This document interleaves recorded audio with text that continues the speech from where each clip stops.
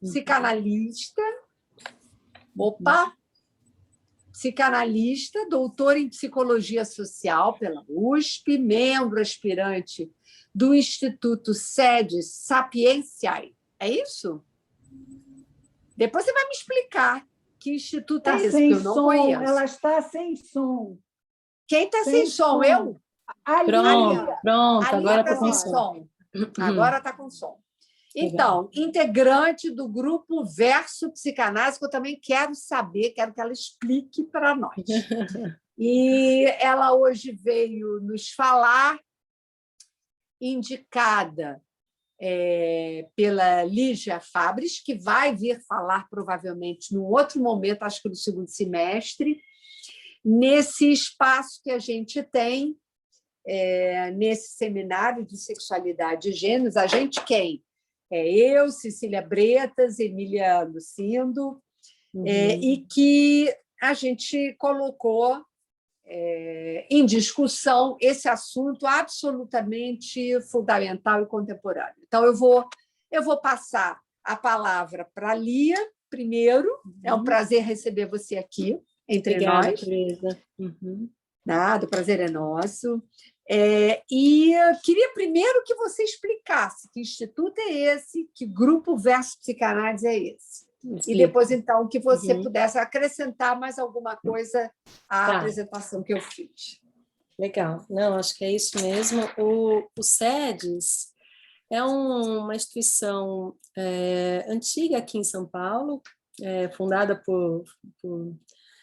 pela Igreja Católica. Ela era muito ligada à PUC, inicialmente, aqui em São Paulo, abrigou muito os psicanalistas que vieram exilados, enfim, de alguns países aqui da América Latina, então os argentinos, uruguaios, e esse grupo formou ali no Instituto, eles receberam, né, a Madre Cristina, que gerenciava ali, recebeu muito bem esse grupo e permitiu a eles que eles fizessem, enfim, uma escola também, né, de psicanálise. Então, ali, fundamentalmente, há vários departamentos, inúmeros, né, mas eu sou do departamento de psicanálise, que tem... Ligado a Sandra Dias?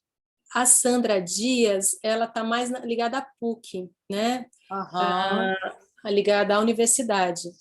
Entendi. Né? Ali tem muito esses psicanalistas que vieram da Argentina, então o Mário Fux, a Lucia, enfim, Miriam Chitel, uma uruguaia, alguns psicanalistas que vieram aí no final da década de 70 para o Brasil.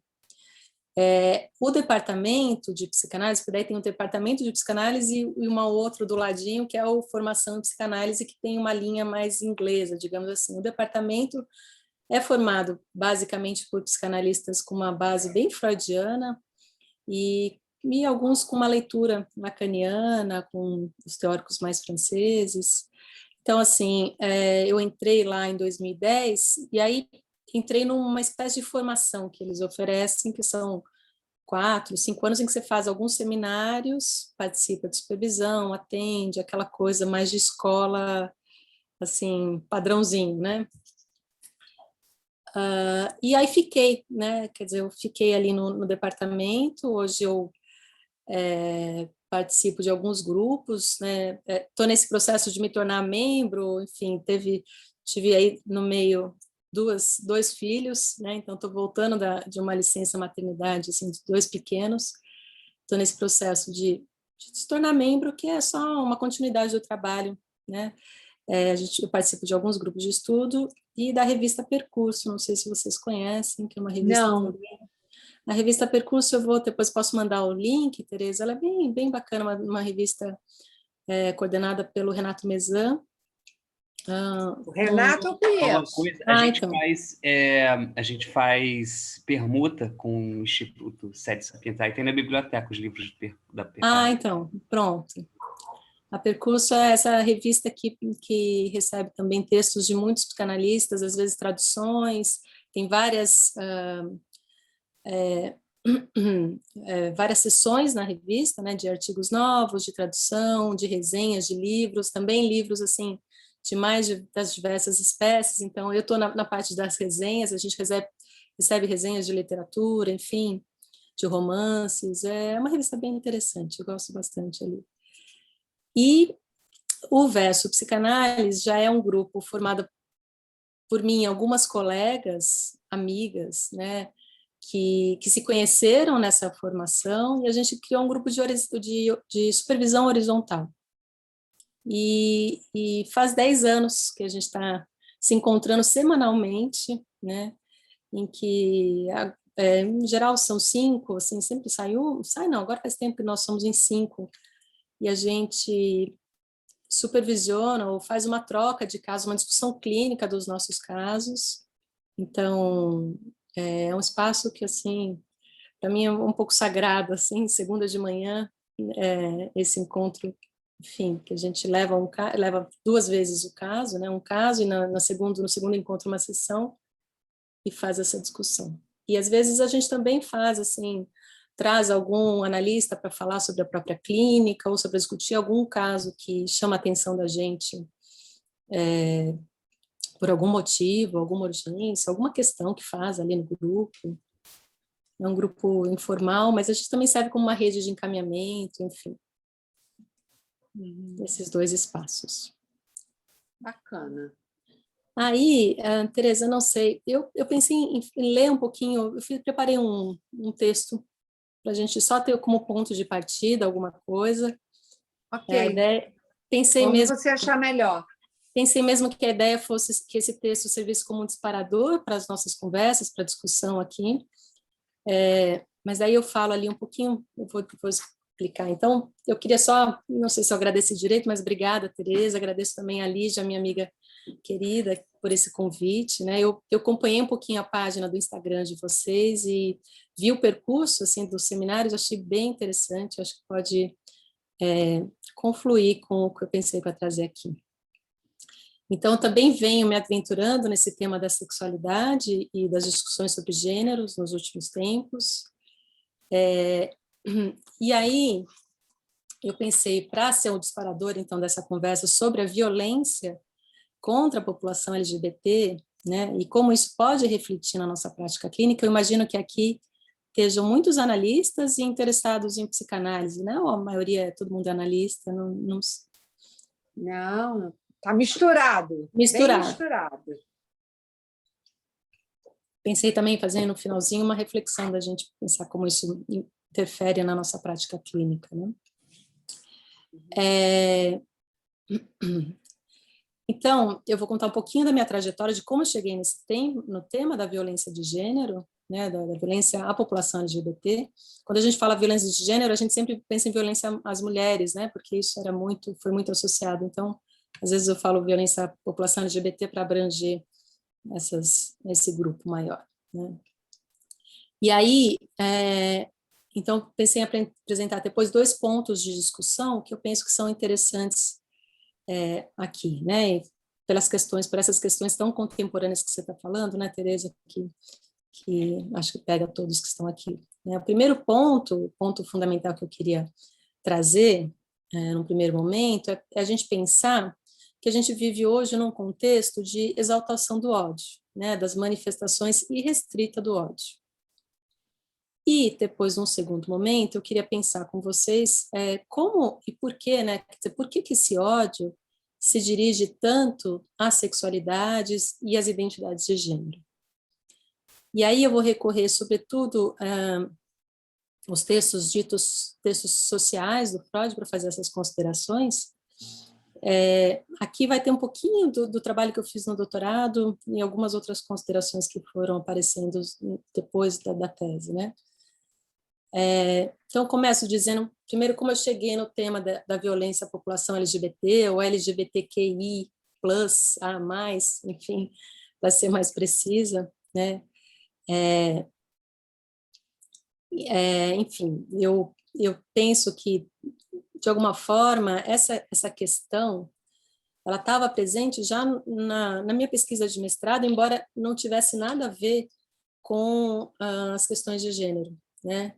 Eu pesquisei ali no mestrado uma política de extermínio, enfim, ligada às teorias eugenistas, eu achei um material, enfim, de crianças denominadas como anormais, que estavam internadas no Hospital do Juqueri, no início do século XX, e fui percebendo ali uma coincidência entre o trabalho médico-pedagógico desenvolvido pela psiquiatria aqui de São Paulo, né, para corrigir algumas crianças, né, em sua maioria eram crianças negras, pobres, e um projeto de higienização da cidade de São Paulo.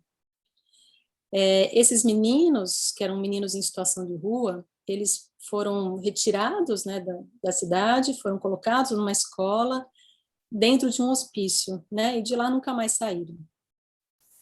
E aí, essa política de internação, que considerava, então, um possível comportamento, digamos, imoral, amoral dessas crianças, já queria corrigir antes mesmo de acontecer, né? Então, era claro ali que havia digamos, a ideia de um fortalecimento do poder jurídico e da ordem médica que estava sendo embasada pelas teorias raciais, as teorias eugenistas.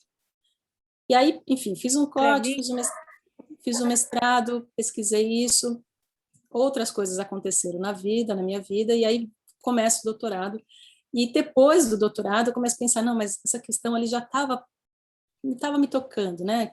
As questões que são ligadas a essas políticas de extermínio, né? Então, anos depois de terminar o mestrado, eu passei por algumas instituições que fizeram marcas importantes na minha trajetória, embora o tempo que eu tenha permanecido nelas tenha sido relativamente pequeno, né? E aí, o primeiro foi um estágio num ambulatório transdisciplinar de identidade de gênero e orientação sexual, que a gente chama de Antigos. É um ambulatório aqui do HC, e ali chegavam crianças que tinham um diagnóstico de disforia de gênero, a princípio, e elas eram acompanhadas por uma equipe de psicólogos, psiquiatras, endocrinologistas, assistentes sociais, e que muitas vezes a equipe estava ali para decidir se essas crianças elas precisavam ou não de uma intervenção hormonal, se ali na puberdade ou na pré-puberdade elas deveriam receber algum implemento hormonal para retardar a aparição dos caracteres masculinos ou femininos, enfim, uma tentativa de adequar a identidade de gênero ao corpo biológico. Fiquei um tempinho, depois eu fui acompanhar uma ONG, né, um serviço de atendimento psicológico a jovens LGBT, numa ONG que buscava dar acolhimento e moradia para jovens que, por vezes, né, precisavam sair do ambiente familiar por conta de violência, ou por estarem no ambiente doméstico muito hostil, então que às vezes nem eram expulsos de casa, mas a convivência se tornava insuportável, né? E ali ficou claro para mim que, além da homofobia familiar, havia uma dinâmica de hostilidade que era replicada em vários níveis sociais a esses jovens. Então, na escola, né, eram jovens que vinham sofrendo desde o início do seu ingresso na trajetória escolar, diversos bullying, enfim, e que culminavam em invasão escolar, né? Eles tinham muita dificuldade de acesso ao mercado de trabalho, dificuldade de acesso à saúde, né, e aos bens materiais. Tem saído algumas pesquisas interessantes nesse sentido, que indicam que as travestis e os homens trans, por exemplo, elas encontram inúmeros obstáculos para receberem atendimento médico e passarem por exames, né? Essa relação com o corpo, enfim, o encontro com o médico, aonde é que a coisa, né? E elas acabam assim, muitas vezes são mais vulneráveis também a pegar infecções, enfim, e estão excluídas, né, desses serviços de saúde. O trabalho dessa ONG, eu achava assim um trabalho exemplar e tal, mas havia uma demanda por atendimento que acho que foi muito surpreendente, assim, era gritante, né? Então a lista de espera era a lista para atendimento psicológico, para saber se elas poderiam entrar na casa, eram Você pode dar imensas. o nome da ONG? Sim, se chama Casa 1. ela começou com essa entrada, né, de moradia, de funcionar como uma república, né? Hoje eu acho que ela está funcionando um pouco diferente, né? Porque era difícil de sustentar essa ideia da moradia desses jovens, né? Tinha gente que vinha ou ligava, atendia, enfim, buscava atendimento do país inteiro, e aí eram 16 vagas. É difícil também a situação de você pôr 16 jovens em situações tão vulneráveis juntos, então, às vezes, acontecia digamos, uma tentativa de suicídio, e aí a coisa, assim, se alastrava, sabe? Era corre para lá, corre para cá, uma coisa bem difícil, também difícil financeiramente, desse aporte financeiro para sustentar, né? E a ideia é que eles ficassem ali 4 meses, mais ou menos, né? Que pudessem, daí, nesses 4 meses, fazer oficinas de trabalho para, enfim, descobrir alguma coisa que pudessem ser inseridos no mercado e aí fazer essa passagem de novo, né? Para algum outro lugar, poderem tomar conta da própria vida. A ONG, ela atendia, sobretudo, os jovens LGBT periféricos, né, com baixo grau de escolaridade, majoritariamente negros e negras, um perfil bastante diferente das pessoas que eu recebo no consultório. Né, acho que é fato, né, que ser gay, branco, bem empregado e morador dos Jardins é muito diferente de ser gay, preto, pobre e desempregado em Paraisópolis, né, sei lá, tem uma diferença, né? Ainda assim, no consultório, também aparece a violência, né? Então, lembro aqui de um analisante que disse ter precisado escolher entre o namorado e a família, porque a família falou que se ele assumisse a homossexualidade, ia cortar laços com ele. Ou o caso de uma moça que, depois de levar a namorada para uma festa de confraternização do trabalho, recebe uma notificação da chefe que ela vai ser demitida por mau comportamento, né? A mãe que pede para a filha não falar sobre a bissexualidade. Então, assim, há também, né, muita violência, né? Mas aí, acho que foram questões que foram me pegando, de alguma forma, né, para poder entrar nesse processo da tese, do doutorado, né? Como articular essas violências que eu escutava na clínica ou nas instituições e também nos jornais, nas notícias que a gente vê muito, né, os crimes de ódio à população LGBT. E aí acho que apareceu esse tema do ódio, né, esse afeto que é tão decisivo e fundamental a nós psicanalistas nesse contexto social, né? Porque são tão explícitas, né, as manifestações de ódio atualmente, né? Por que tanto discurso e crimes de ódio mesmo, né? E aí aqui eu pretendo falar um pouquinho, então, daquele primeiro ponto que eu tinha levantado lá atrás, né? Que é pensar nesse contexto em que a violência é tão disseminada. E aí, a princípio, né, eu fico pensando, se deve a esse governo. Não, né? Infelizmente, eu acredito que a gente não pode circunscrever, né, a esse governo fascista, né, essa tragédia. Essa violência não é um fenômeno novo no país, não é mesmo?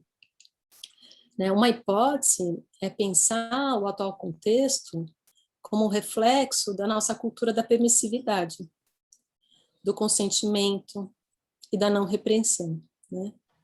Muitas vezes se narra a história desse país a partir de uma narrativa de conciliação das raças, das etnias, da miscigenação, narrativas de conciliação e ações efetivas de conciliação com aquilo que deveria ser inconciliável. E aí eu penso, por exemplo, que a gente, né, aqui no Brasil, somos um dos poucos países da América Latina que não criminalizou a tortura, que a anistia deu perdão aos militares que cometeram tortura e execução e nunca se sentaram no banco dos réus.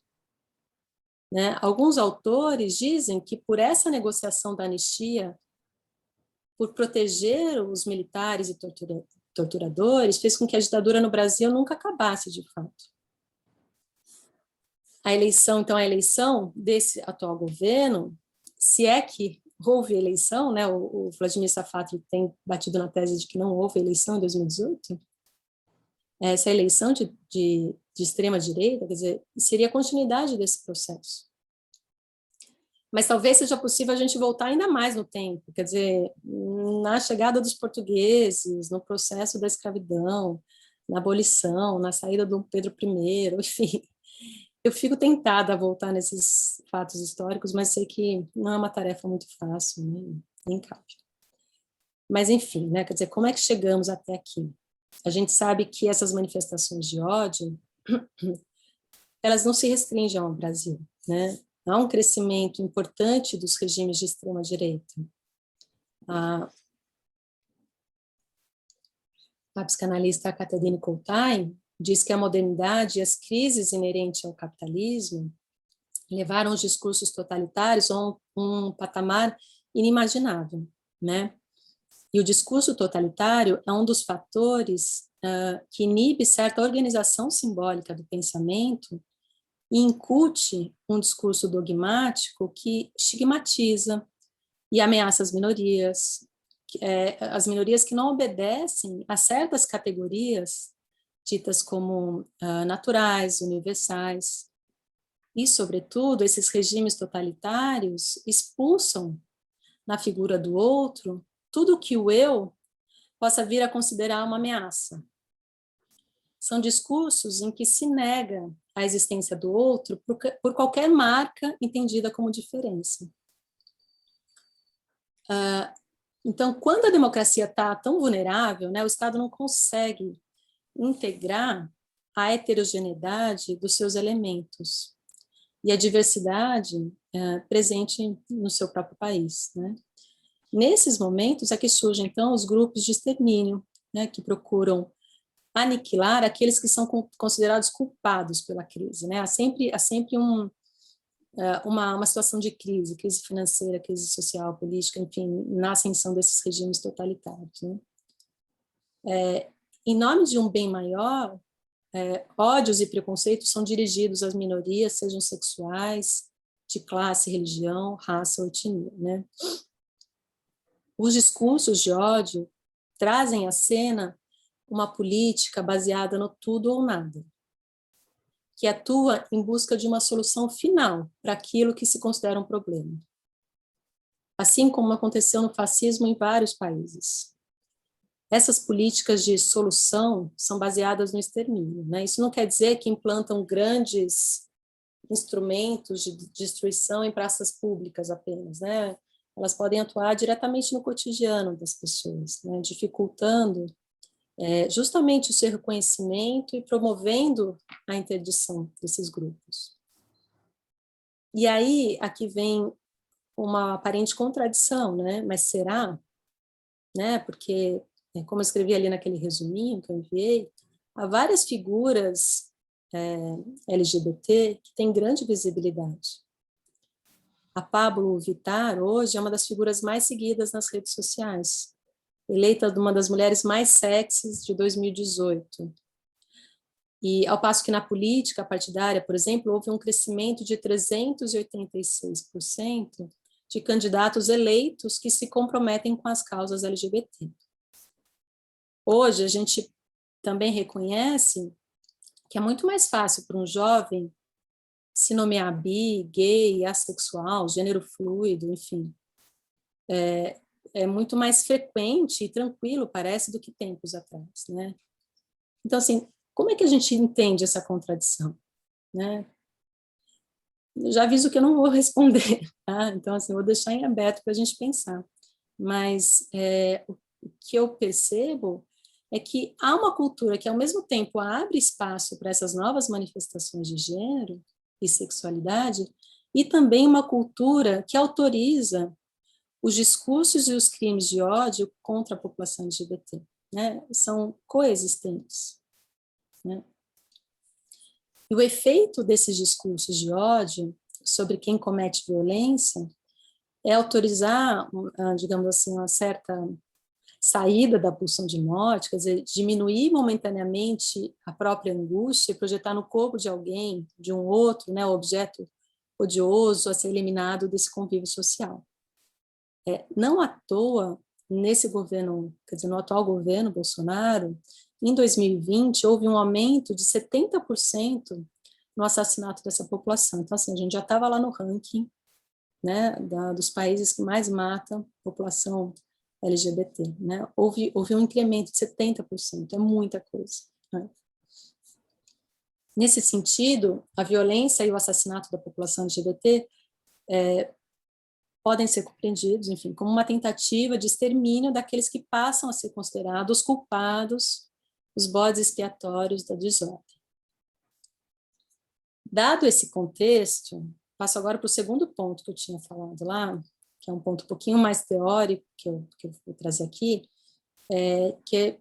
que parte da pergunta, né, por que esse ódio se dirige tanto à sexualidade e às identidades de gênero, né?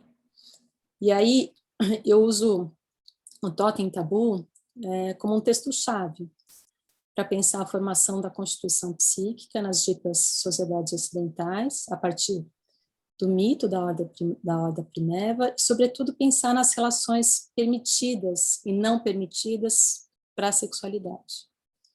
Então, a narrativa mítica descrita por Freud nos mostra que o pacto civilizacional forjado entre os irmãos após o assassinato do pai seria fundado por 2 pontos fundamentais: a repressão à agressividade e a sexualidade, que se referem ao tabu do parricídio e o tabu do incesto. Na descrição do mito civilizacional no Totem Tabu, o Freud fundamenta a convicção moderna de que tudo que se refere à ordem sexual torna-se um ponto-chave, um ponto elementar da política, e, portanto, campo de fundamental intervenção social. Ou seja, é como se a história do poder na sociedade ocidental passasse impreterivelmente pelo modo como a ordem sexual é regulada no interior da cultura. Né, sobre o que se espera das relações sexuais, né? Segundo Freud, o interdito do incesto é o primeiro e o mais importante interdito imposto pela civilização, e talvez a mais incisiva mutilação, estou usando a frase do Freud mesmo, talvez a mais incisiva mutilação que a vida amorosa humana experimentou no curso do tempo. Para retomar o mito, não sei se todos conhecem, né, mas um dia os filhos são expulsos da horda pelo pai, que gozava de todas as mulheres. Esses filhos regressam, matam o pai, devoram o seu cadáver, né, pondo fim à existência daquela forma arbitrária de poder. O assassinato é um ato que instaura a cultura, dirá Freud. No entanto, como apontou Lévi-Strauss, ao mesmo tempo em que a operação mais trabalhosa para a constituição subjetiva, o interdito do incesto é também um elemento central, que promove a inserção do sujeito na cultura e no mundo da linguagem. O diálogo constante com Totem Tabu ensejou, né, simultaneamente críticas e elogios da parte do Lévi-Strauss, né? Eu vou resumir assim um pouquinho, né? Mas por um lado ele dizia que o texto pecou, né, na tentativa de explicar esse mito, o início da civilização a partir do mito do pai Primevo, mas, por outro, obteve êxito em descrever o presente, né, quando o tabu do incesto revela uma certa busca incessante pela desordem. Desse modo, a regra de ordenação matrimonial, que delimita em cada sociedade os cônjuges possíveis e os cônjuges proibidos, revela, sobretudo, né, a tentativa de impor limite à satisfação pulsional, e se estabelece no psiquismo o circuito do desejo. Nesse sentido, então, a proibição do incesto ordena o sistema de parentesco e determina, então, a organização social da sexualidade. Estou partindo dessa hipótese, né? Em outras palavras, a estrutura lógica subjacente à ideia da interdição do incesto retrata certa concepção sobre o sistema sexo-gênero, que ordena a sexualidade e divide os parceiros sexuais, então, entre os proibidos e os permitidos. Né? E aí, eu encontrei numa autora, uma antropóloga feminista, chamada Gayle Rubin, não sei se vocês conhecem. Ela leu Freud, e ela leu o Lévi-Strauss, e ela estava nas voltas ali com a questão da opressão social das mulheres na década de 70, que coloca as mulheres no lugar de objeto, enfim. e ela escreveu um texto que se chama O Tráfico de Mulheres, Notas sobre a Economia Política do Sexo. E para Gayle Rubin, um dos tabus criados nessa divisão binária entre homens e mulheres é de que o casamento entre as unidades é sempre heterossexual. Ou seja, o que ela faz? Ela faz uma leitura do Freud e do Lévi-Strauss e diz assim que não é a troca de mulheres que funda a cultura, né? Porque daí tem uma mulher que vai para outra tribo, enfim, tem que fazer a exogamia e tal. Como ela diz assim, não é assim, né? Não é só isso que estava dizendo o Lévi-Strauss e o Freud, mas que havia também subjacente ali uma ideia de um tabu contra a homossexualidade. Quer dizer, eles só viram a heterossexualidade, mas havia algo mais recalcado ainda, que era um tabu contra a homossexualidade. O sistema de parentesco estrutura-se fundamentalmente no casamento e pressupõe que duas unidades distintas e assimétricas, homens e mulheres, cumpram determinados papéis sexuais e de gênero. Por isso, né, segundo a Rubin, antes mesmo do tabu do incesto, pressupõe-se que não haja uniões não heterossexuais, que sejam proibidas. Então, ao suprimir da sexualidade o componente homossexual, oprime não somente as mulheres, mas também os homossexuais. A Rubin faz várias críticas à psicanálise, aos textos freudianos, mas ela tenta resgatar uma possibilidade ali dentro, né? Eu acho que é isso que é importante dela. Então, ela diz, né, quer dizer, faltou críticas e discernimento ao Freud para perceber, então, o quanto ele mesmo reproduziu uma certa opressão de gênero, né? Mas ela também procurou resgatar uma possibilidade de produzir uma nova lógica de gênero a partir da teoria psicanalítica, né? Que eu acho que é esse que é o debate que interessa a gente, quer dizer, como que a gente faz para não reproduzir mais essa heterossexualidade compulsória, né? Quando a gente escuta as questões que chegam na clínica, enfim, quando a gente faz as leituras, algo para a gente pensar, né? Tem uma autora que estuda muito gênero aqui em São Paulo, uma psicanalista que se chama Patrícia Porchat, e ela diz assim que dentro do próprio movimento feminista, a Rubin convoca a psicanálise para lutar pela eliminação da hierarquia de gênero ou do próprio gênero. Gênero como conceito, né, opera para combater a subordinação das mulheres aos homens, justificada teoricamente pela psicanálise. No entanto, de acordo com Rubin, a própria psicanálise estaria capacitada a empreender esse combate. Ela tem ferramentas suficientes, ela tem conceitos muito fundamentais, né? A gente pegar alguns textos do Freud, isso é brilhante, né? Sobre as pulsões, enfim, sobre a sexualidade, que dá aberturas para a gente pensar outras possibilidades de se vivenciar a sexualidade, né? Se criar novos papéis de gênero, enfim. E a Porchat destaca que, ao construir esse sistema sexo-gênero, a Rubin afirma que a psicanálise ela empobrece a rica complexidade do sentimento e dos comportamentos eróticos, pois ela concebe a teoria freudiana como um sistema em que é possível compreender a construção da opressão de gênero, mas é incapaz de explicar a diversidade das práticas sexuais sem ser reducionista. Estou acabando já, mas o que vale destacar aqui do tabu do incesto, né, com o auxílio que eu fiz aí da Gayle Rubin, é que se a repressão sexual é a base da cultura, isso não quer dizer que é só em relação entre os filhos e a mãe, né? O interdito não é só entre os filhos e a mãe que está sendo proibido. Tampouco o que se propõe é apenas a troca de mulheres entre os grupos para a manutenção da exogamia. Antes mesmo do tabu do incesto, então, pressupõe-se que as uniões homossexuais sejam proibidas. Além disso, né, essa descrição mítica feita pelo Freud para explicar a origem do estado da sociedade fundamenta-se apenas nas relações masculinas, né? Não há qualquer aparição assim relevante das mulheres, que servem apenas como objetos de troca entre os homens, entre as tribos, enfim. era um contexto também, né, em que estava inserido, né, o Freud. Mas a gente pode dizer que, pelo mito da ordem primitiva, a homossexualidade se torna um dos pontos cruciais de recalcamento.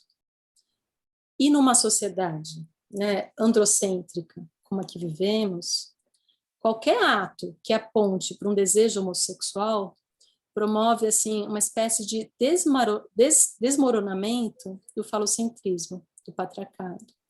E passa a ser compreendido, quer dizer, qualquer proximidade com algo que saia dessa cultura falocêntrica, né, parece que precisa ser punido, né, como se o auge da falta de virilidade fosse a aproximação à feminilidade. Aqui eu não escrevi, mas assim, foi alguma coisa que eu fui percebendo na pesquisa, é que, sobretudo, as violências, os crimes de ódio, eles aconteciam às figuras, assim, aqueles sujeitos que haviam nascido com uma designação masculina e se aproximavam ou tinham um papel de gênero feminino. Então, assim, é quase como uma questão de como você vai abdicar do falo, né, ou das insígnias masculinas para performar esse gênero feminino, né? Em geral, as violências das travestis, enfim, elas sofrem muito nesse sentido, né? Mas também, né, os crimes de ódio à população LGBT apontam, em muitos casos, justamente para essa ambiguidade do ódio e do desejo, né? Teresa estava falando da ambiguidade ali do personagem, quer dizer, há uma ambiguidade ali que revelam que essa masculinidade, ela não é tão segura assim, né? Ela não é tão fechada. Então, a minha hipótese é que esses crimes de ódio, né, eles trazem à tona vários fatores ali, né, desse desmoronamento da masculinidade. E, em geral, os crimes, quando acontecem os crimes, mesmo os assassinatos, né, eles vêm carregados assim de muita crueldade, de impunidade, ninguém entra para falar, ninguém vai ser testemunha, enfim. Mas é como se esses sujeitos, né, eles recebessem, quer dizer, é como se a vítima, né, tivesse no corpo as marcas da punição, quase como uma tática corretiva pela feminização do corpo, isso que eu estava falando, né, pelo modo de andar, falar, de vestir. Bom, por que eu acho que isso é um tema que pode se tornar importante, né, enquanto analista, enfim. Mas como que a gente pode questionar, então, essa ideia de uma relação sexual que é baseada na complementariedade entre os sexos, né, que, às vezes, veladamente, né, pressupõe uma heterossexualidade compulsória, né? É muito comum ainda ouvir, né, assim, a saída do Édipo como foi uma saída anormal, enfim, houve uma inversão ou não, quer dizer, do papel da menina, do menino, né, essas questões ainda estão muito presentes na psicanálise, né. Então, acho que ainda há certa leitura da psicanálise que pode, na verdade, assim, certa leitura da psicanálise pode fomentar o rechaço à homossexualidade, né, e as outras formas da sexualidade, sustentando uma ideia ainda bastante corrente de que há uma desigualdade entre as sexualidades. E aí, para finalizar, eu lembro aqui de um outro psicanalista francês, marroquino, enfim, maravilhoso, que se chama Tami Ayushi, e que ele diz assim, que toda hierarquização da sexualidade que pressupõe a primazia da heterossexualidade implica necessariamente uma homofobia. Então, legitimar uma sexualidade como majoritária é deslegitimar outras formas da sexualidade pela ocultação da diversidade, pelo apagamento da historicidade das normas, né? Essa é uma crítica que a teoria freudiana ela recebe muito, né? Quer dizer, como a gente pode explicar esse processo de aquisição de gênero e da constituição da sexualidade na nossa sociedade, sem reproduzir essa versão tão biologizante e essencialista, né? Onde a única saída é a heterossexualidade. Por fim, vou citar Butler aqui, porque parece que falar um trabalho de gênero, né? Sem citá-la, quase uma ofensa, mas cai muito bem mesmo, mas a Butler diz que assim, que não daria para, quer dizer, parece que não daria para finalizar, quer dizer, me perdi aqui. Não podemos dizer que toda a diferença entre os sexos deve levar em conta o caldo cultural qual está imerso e que foi definido para os sexos ao longo da história. Não há nenhuma natureza ontológica, né? Quer dizer, é o gênero que constrói o sexo. O gênero é anterior ao que se definia aos sexos de um modo performativo. Ser mulher ou ser homem consiste em retomar gestos, atos, discursos, desejos, atitudes e repeti-los, né?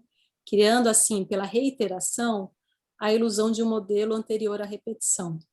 Então, essa performatividade do gênero não é uma escolha deliberada, é uma interpelação social, é uma atribuição normativa, né? É uma prescrição coletiva.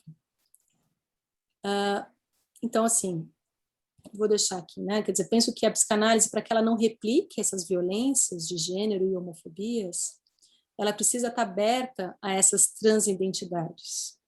Ela precisa reconhecer que o sujeito do inconsciente que se apresenta ali na nossa frente, né? Ele se situa num enquadro social, né? É marcado pela história, é marcado por um processo político.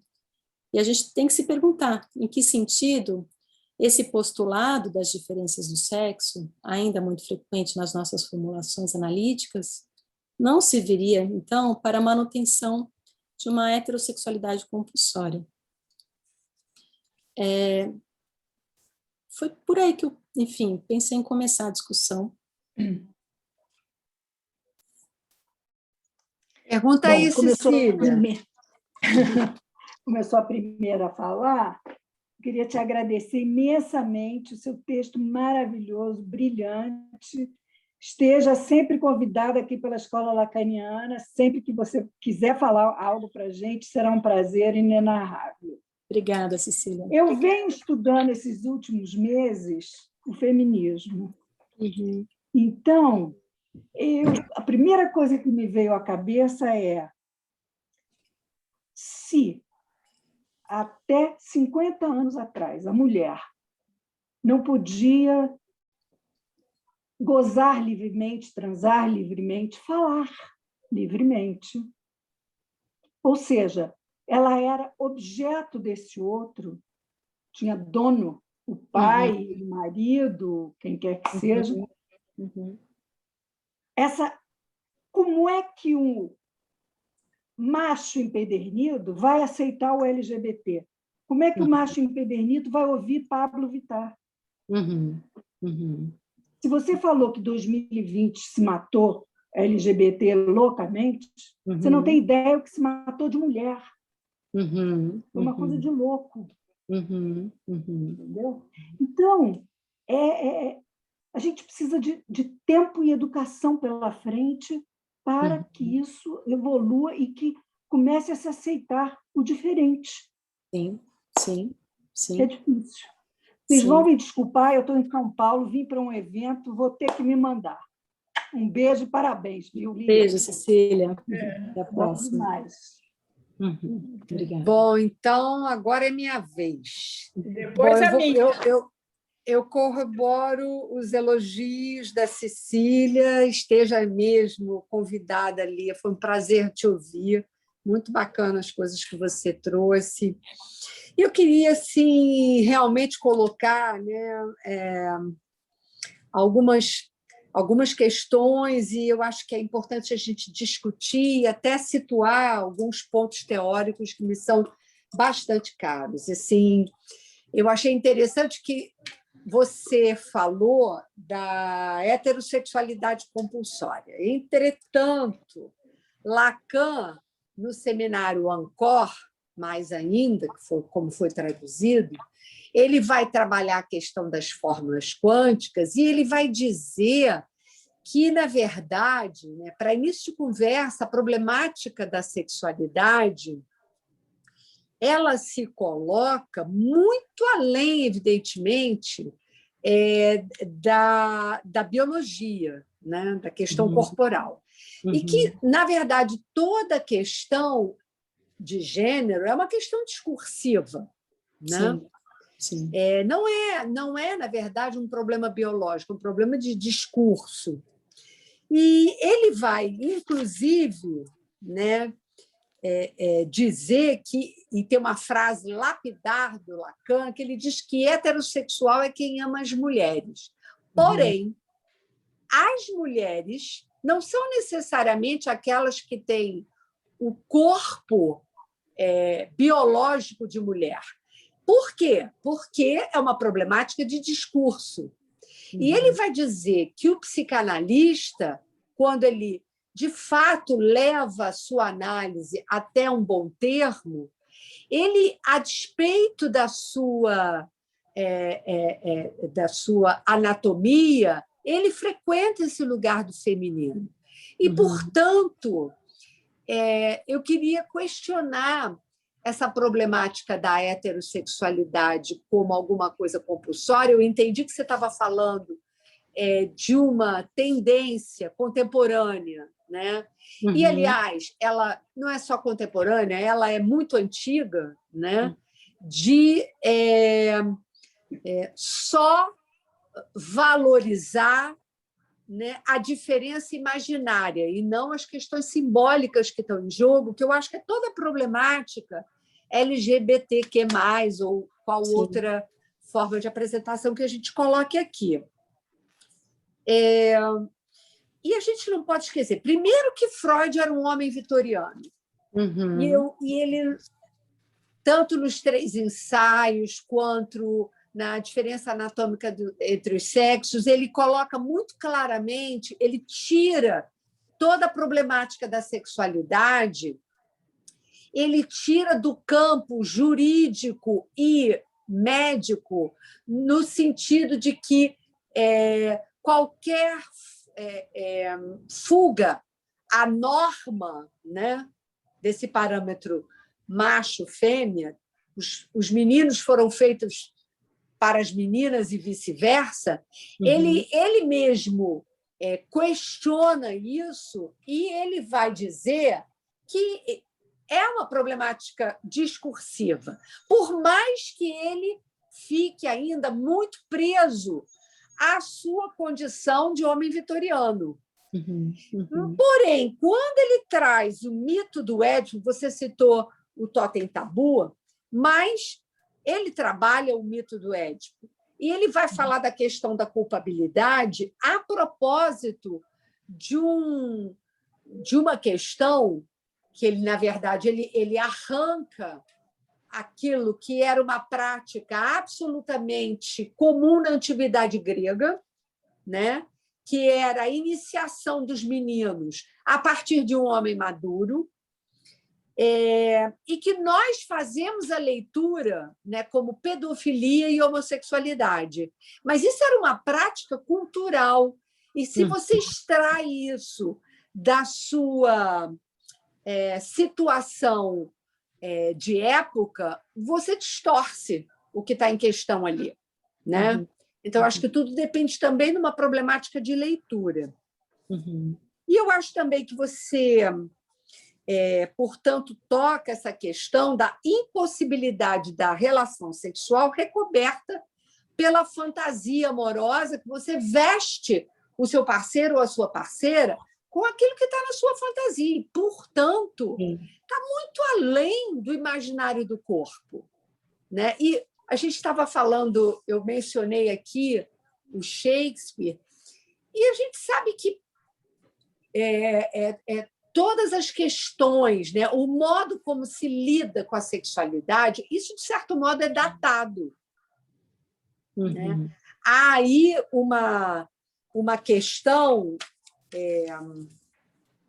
e eu me lembrei também de um filósofo que eu gosto imensamente, que é o Philippe Solers, que conheceu Lacan, trabalhou com Lacan, e ele escreve um livro a propósito dessa história de que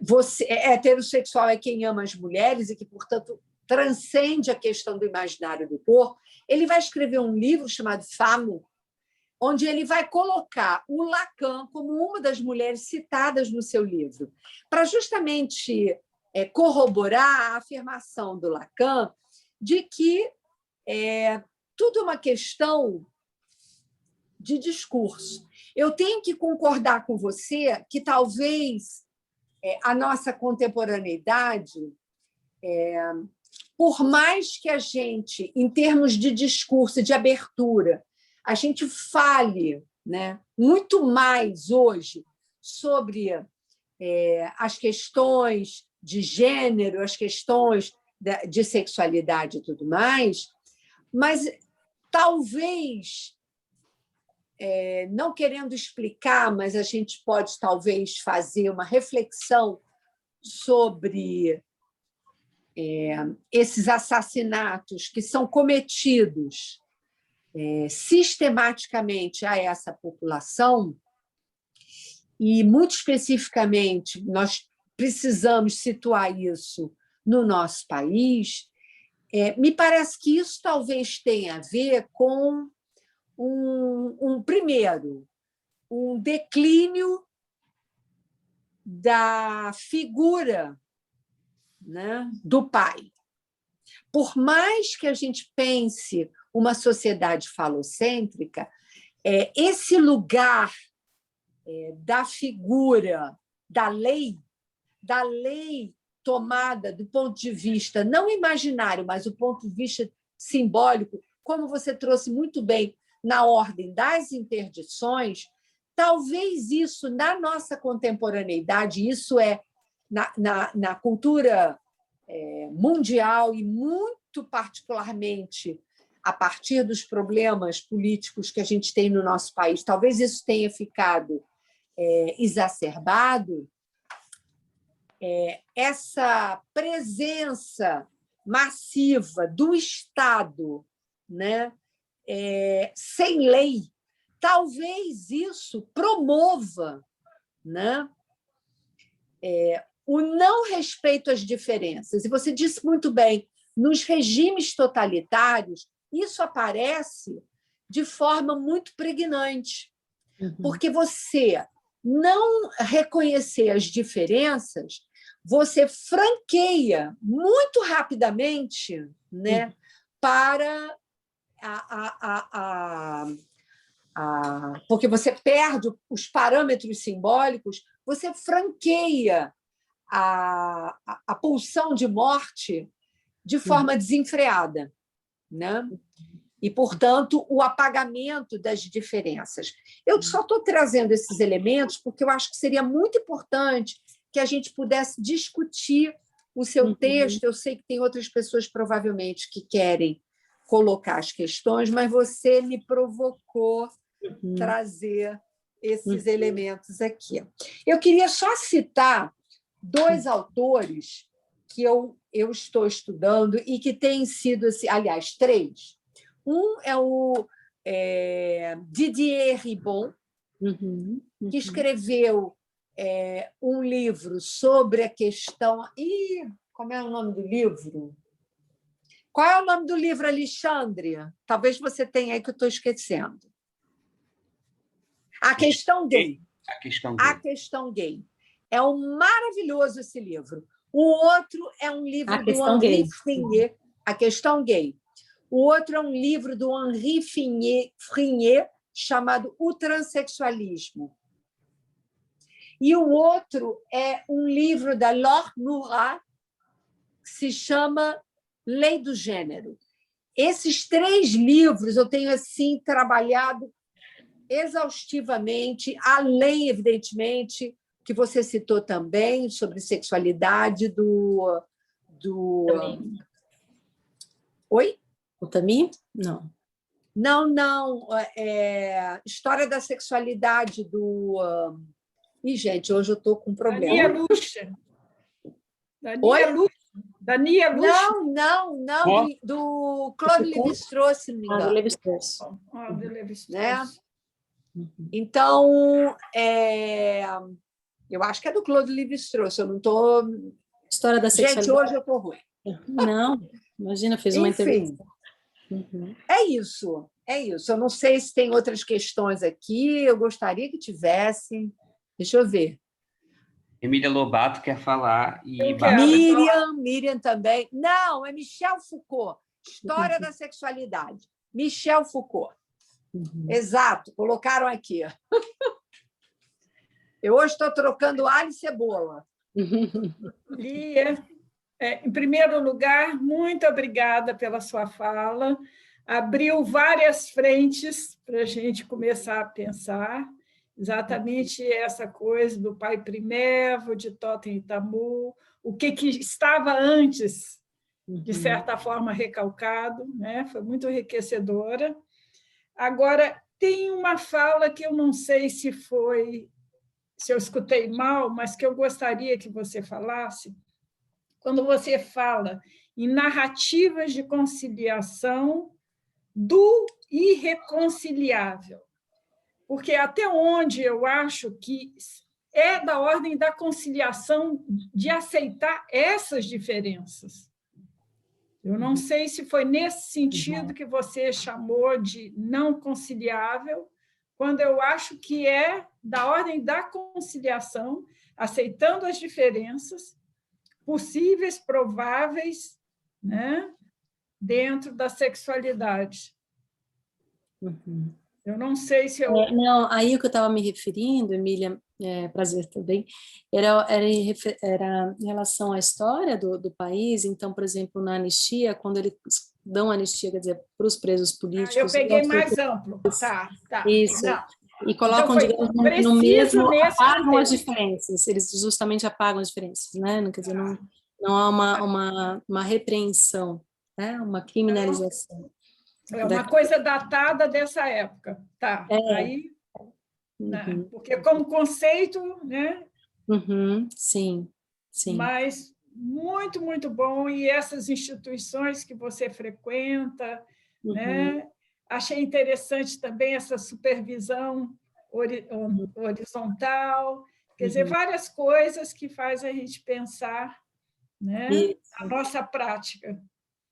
E só complementando também, Emília, né, que eu acho que a Teresa toca num ponto, quer dizer, embora eu faça análise lacaniana há muito tempo, supervisão, estou em alguns grupos de estudos menores, assim, enfim, grupos com colegas e tal, ainda não me sinto, assim, digamos, dentro da teoria lacaniana. Então, o meu referencial mesmo ainda, onde eu me sinto confortável, é o freudiano. Então, assim, acho muito interessante as suas considerações, Teresa, porque acho que há, sim, uma diferença, né, entre os autores, né? Acho que, quer dizer, as questões colocadas pelo Lacan, talvez da linguagem, elas ampliam o debate, né? Talvez não estejam tão ligadas ao corpo.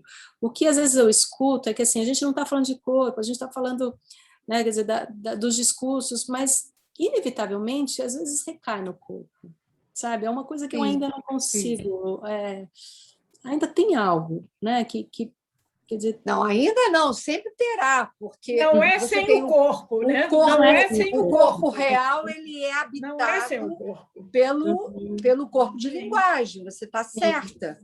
Mas a questão é que o apontamento que eu estava querendo fazer é exatamente para o fato de que, quando, em termos discursivos, você tem um empobrecimento por uma imposição de força, né?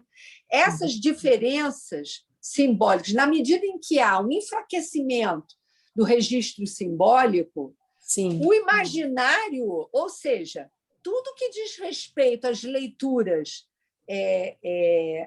que não respeitam a diferença, né? Ou as diferenças, vamos colocar no plural, isso fica exacerbado. Ganha muito espaço, né? Mas, enfim, eu vou deixar você responder, porque eu tenho outras coisas que eu gostaria de colocar. Mas... Lia, só uma dúvida. Você quer falar para essas pessoas que já falaram e depois a gente chama a próxima pessoa, ou você prefere que todos falem e depois você...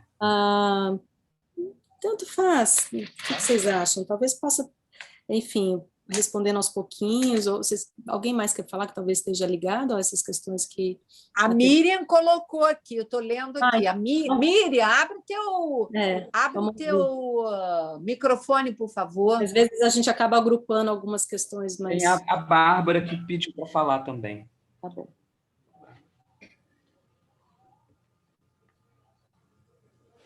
Deixa eu só achar aqui as pessoas. Posso falar? É só uma questão. Estão escutando? Vamos sim. Lia, primeiro quero te agradecer, né, pela fala, assim, gostei muito mesmo, assim, vai de encontro com muitas coisas que eu estou estudando também. Obrigada. E, na verdade, o que eu quero perguntar, eu fiquei curiosa para saber sobre toda a Ruby, né? Eu queria um nome para poder procurar, se puder passar e escrever, compartilhar com a gente. E também fiquei interessada com a data do trabalho dela, porque isso que você trouxe, que ela trouxe, que é a questão do recalque da homossexualidade, né?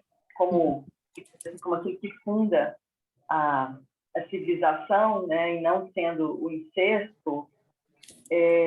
Eu li isso na Butler, lá no Problemas Gender Trouble, né? Problemas de gênero, né? No capítulo 2, ela fala sobre isso, e achei super interessante a forma como ela pega, né? Que é pegando, inclusive, Freud e Lacan e mostrando nos textos, na análise de texto, né? Então, como tinha ali uma homossexualidade que estava recalcada, né? Como essas teorias dela, o tempo todo, parece que em algum momento lutando contra isso, né? Exato. E eu fiquei interessada também que você falou Porchat, né? É Patrícia Porchat? Porchat, vou pôr aqui também no Tá. Eu agradeço. Era no chat. Obrigada. Imagina. A Gay Rubin, ela escreveu esse texto em 1975. Ela estava muito ali, 75. Então foi antes da Butler mesmo, né? Foi antes da Butler. Ela é uma das primeiras estudiosas de gênero, assim, uma antropóloga dos Estados Unidos. Obrigada. Muito obrigada. Esse texto que eu cito especificamente, ele se chama O Tráfico de Mulheres, Notas sobre a Economia Política do Sexo. Ela, digamos que ela é uma das autoras também que inauguram essas questões, ainda ligado ao gênero, bastante ligado à mulher, né? Ao movimento feminista e tal. Obrigada. Legal.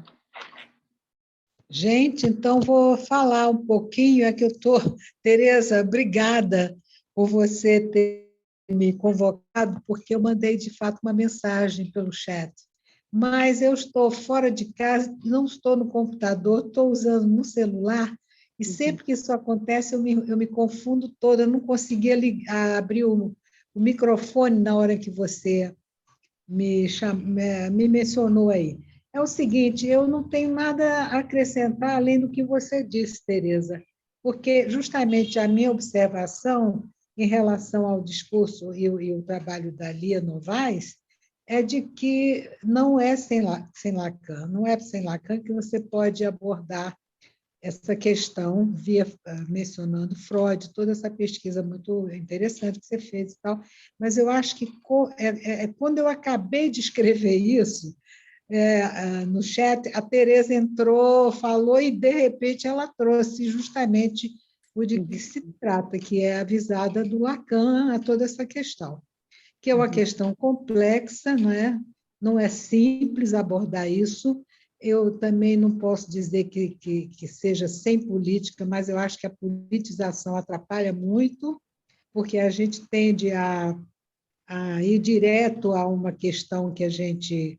É aquilo que você mesma falou, de não aceitar a diferença, o pensamento, enfim, toda essa história, né? Então, é isso, viu, que eu podia, modestamente aqui, comentar para vocês. Não é sem corpo também, né? Não é? Inclui muita coisa. Obrigada a vocês que estão falando. Tereza, como sempre, dá um show de entendimento, porque ela estuda mesmo muito, é uma exímia conhecedora do Lacan, e a Emília, e as meninas que organizam esse grupo, é super rico, né, das sextas-feiras. E a você que veio, Lia, trazer sua contribuição tão boa a esse pensamento nosso aí da escola. Obrigada, viu? Obrigada eu, Miriam. Queria... Eu esqueci, só, Tereza, eu esqueci de comentar isso, né, no início, né, que, quer dizer, o meu aporte não era um aporte ainda lacaniano, então, mas eu acho que essas posturas que vocês estão trazendo, quer dizer, essas linhas, né, são muito interessantes, né, e são questões a serem anotadas, enfim, é um autor que me interessa muito, né, e que acho que tem Você vai mesmo... encontrar muito material para a sua pesquisa, com certeza. Embora eu ache, mesmo Lacan, porque o problema a humanidade ela não se conforma, a verdade é essa, né? Com o fato de que não haja relação sexual. Não há relação sexual.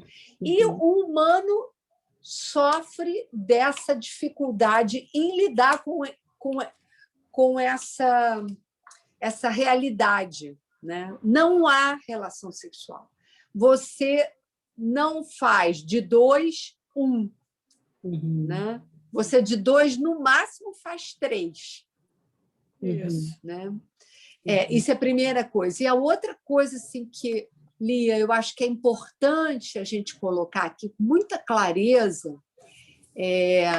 eu venho, né, Emília, mais ainda, Miriam, todos nós, a gente passou, né, pelo momento da ditadura de forma muito visceral. Né? Eu tive a polícia do DOPS dentro da minha casa, enfim, um irmão que ficou foragido, um primo que foi preso e perdeu um olho nos porões do DOPS, enfim. Mas eu tenho muita clareza a respeito de que uma coisa que você citou, que eu acho que é a mais importante, é todo regime ditatorial ele busca apagar as diferenças. Sim. Porque ele teme a questão da diferença. Né? E, portanto, todos os regimes ditatoriais, tanto a esquerda quanto a direita, perseguiram homossexuais, mataram homossexuais. Isso na França, em Cuba. Isso não é ouvir dizer, isso é registrado. É a insuportabilidade da questão da diferença, de alguém pensar de outra maneira. Então, eu acho que a gente também precisa sublinhar essa questão. Onde há regime de força, onde há regime ditatorial, há assassinatos, um aumento expressivo de assassinatos, de desrespeito às diferenças. Isso eu acho que E nós, analistas, não temos uma resposta absoluta para isso. A gente precisa se questionar por que a questão da diferença sexual, por mais que a gente hoje, no século XXI, fale sobre isso está presente e aqui e ali isso recrudesce, essa violência, né, contra o diferente recrudesce. Sim. Sim, não só, né, Tereza, quer dizer, né, a diferença racial, quer dizer, de classe, né, assim, é um apagamento da alteridade, né, brutal. Né? E o que a gente faz... Tem um livro, eu vou te indicar um livro que eu acho que pode te ajudar também, chamado O Estranho Gozo do Próximo, de um autor, de um amigo que morreu faz alguns anos, que é o Philippe Julian, chama-se O Estranho Gozo do Próximo. Nesse livro, ele vai trabalhar esse mandamento, amarás teu próximo. Uhum. E ele vai trabalhar junto com o texto do Freud, O Estranho, Unheimlich, das Unheimlich, onde o Freud vai dizer que o estranho é, na verdade, o que há de mais próximo do sujeito. É maravilhoso esse livro para a gente entender essa insuportabilidade, um pouco, pelo menos, a questão das diferenças, né? De todas as diferenças sexuais, de etnias, então, falar a questão do indígena no Brasil, todo mundo recalca isso. A gente fala da questão do negro no Brasil, mas raramente está bem recalcado mesmo. A gente fala do genocídio cometido contra os indígenas. Com certeza. Né?